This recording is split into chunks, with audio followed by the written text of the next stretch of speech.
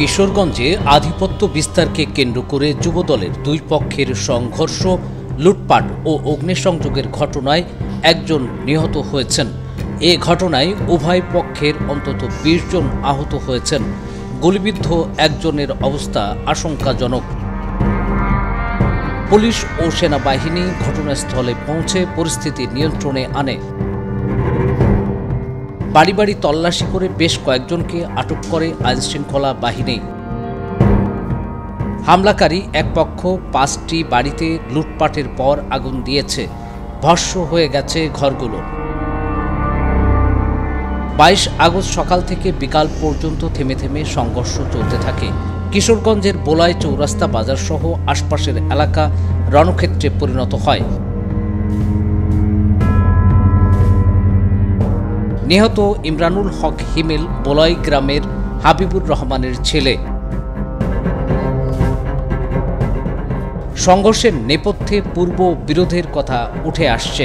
আমার বুকে মারছে না, খেলা মারছে, খেলা দেনে বাবা। আমার বুক বাইত না, বাড়ির মতন দুই বউ আর আমি। আমরা তো জানি না বাবা, আগুন জ্ঞান দিব দিলে আসেন বাবা, করতাম যাওয়ার কথা আছেন বাবা। চাউলের বস্তা, ধানের বস্তা, ঘর ভরা জিনিস বাবা, জীবনের কামাই বাবা, সব বাবা শেষ করছে। জগরা বাবা এটা চান্দুর সারাইন বাবা, চান্দুর সারাইনটার সাথে এটা না খালি কুচাকুচি করে আমার স্যারের সাথে। আমার স্যারেরা খালি মাইরাল তুষা, খালি আমার স্যারেরা মাইরাল তুষা।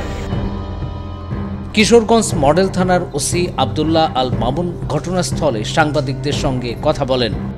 বৌলা ইউনিয়নে এমদাদ এবং রাজনের মধ্যে একটা ঝগড়া ছিল। সেই ঝগড়ার প্রেক্ষিতে আজকে সকালে একটা মারামারি হয়। মারামারি হওয়ার পরে উভয় পক্ষের মধ্যে আহত। আমরা পুলিশ এসে পরিস্থিতি নিয়ন্ত্রণ করি। পরবর্তীতে চিকিৎসাধীন একজন মারা যায় সংবাদ পাই।